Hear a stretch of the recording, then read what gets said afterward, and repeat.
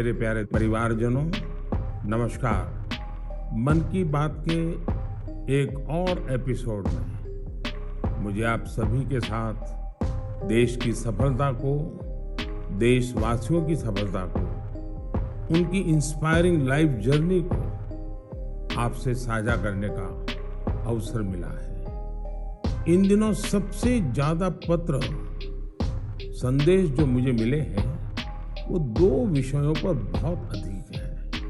पहला विषय है चंद्रयान 3 की सफल लैंडिंग और दूसरा विषय है दिल्ली में G20 का सफल आयोजन। देश के हर हिस्से से, समाज के हर वर्ग से, हर उम्र के लोगों के मुझे अनगिनत पत्र मिले हैं। जब चंद्रयान 3 का लैंडर चंद्रमा पर उतरने वाला था, तब करोड़ों लोग अलग अलग माध्यमों के जरिए एक साथ इस घटना के पल पल के साक्षी बन रहे थे। इसरो के YouTube लाइव चैनल पर 80 लाख से ज्यादा लोगों ने इस घटना को देखा।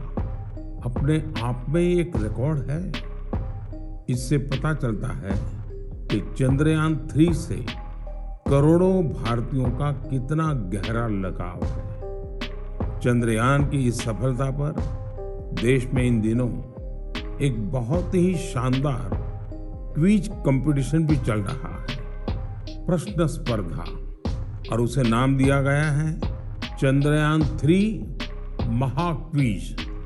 MyGov पोर्टल पर हो रहे इस कंपटीशन में अब तक 15 लाख से ज्यादा लोग हिस्सा ले चुके हैं। MyGov की शुरुआत के बाद यह किसी भी क्विज में सबसे बड़ा पार्टिसिपेशन है। मैं तो आपसे भी कहूंगा कि अगर आपने अब तक इसमें हिस्सा नहीं लिया है तो अब देर मत करिए। अभी इसमें 6 दिन और बचे हैं। इस क्विज में जरूर हिस्सा लीजिए। मेरे परिवारजनों, चंद्रयान 3 की सफलता के बाद G20 के शानदार आयोजन ने हर भारतीय की खुशी को दोगुना कर दिया। भारत मंडपम तो अपने आप में एक सेलिब्रिटी की तरह हो गया है। लोग उसके साथ सेल्फी खिंचा रहे हैं और गर्व से पोस्ट भी कर रहे हैं। भारत ने इस समिट में अफ्रीकन यूनियन को G20 में फुल मेंबर बनाकर अपने नेतृत्व का लोहा मनवाया है। आपको ध्यान होगा, जब भारत बहुत समृद्ध था उस जमाने में हमारे देश में और दुनिया में सिल्क रूट की बहुत चर्चा होती थी। ये सिल्क रूट व्यापार कारोबार का बहुत बड़ा माध्यम था। अब आधुनिक जमाने में भारत ने एक और इकोनॉमिक कॉरिडोर G20 में सुझाया है। ये है India middle east Europe economic corridor.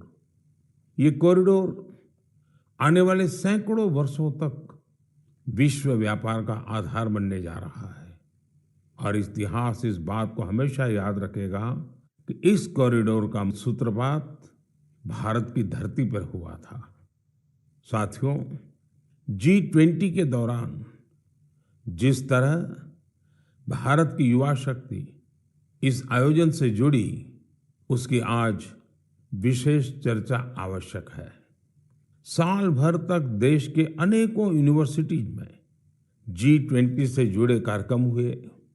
अब इसी श्रृंखला में दिल्ली में एक और एक्साइटिंग प्रोग्राम होने जा रहा है, G20 यूनिवर्सिटी कनेक्ट प्रोग्राम। इस प्रोग्राम के माध्यम से देश भर के लाखों यूनिवर्सिटी स्टूडेंट्स एक दूसरे से जुड़ेंगे।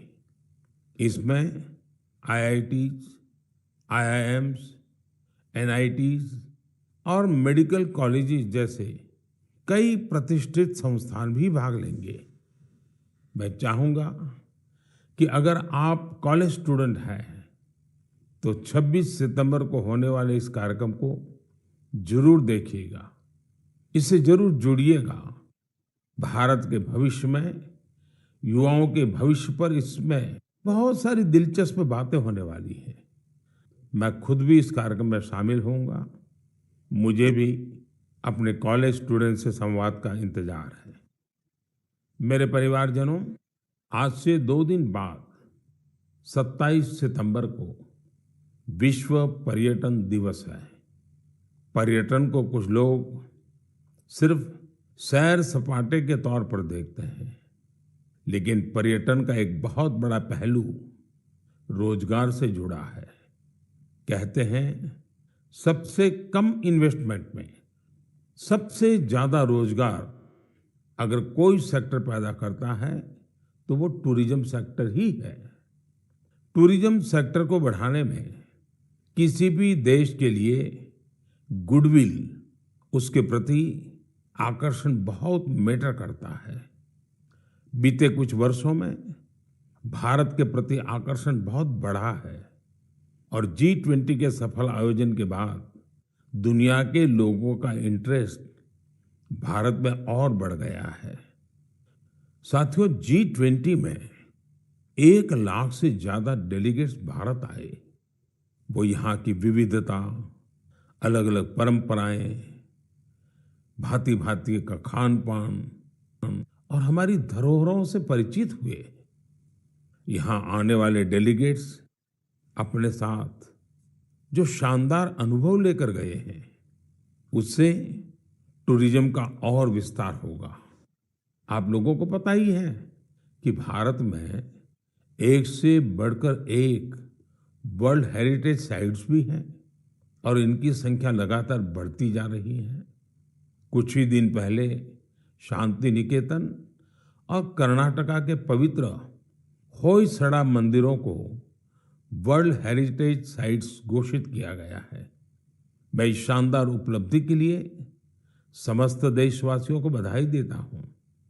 मुझे 2018 में शांति निकेतन की यात्रा का सौभाग्य मिला था।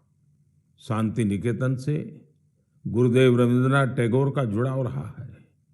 गुरुदेव रविंद्रनाथ टैगोर ने शांति निकेतन का मोटो संस्कृत के एक प्राचीन श्लोक से लिया था।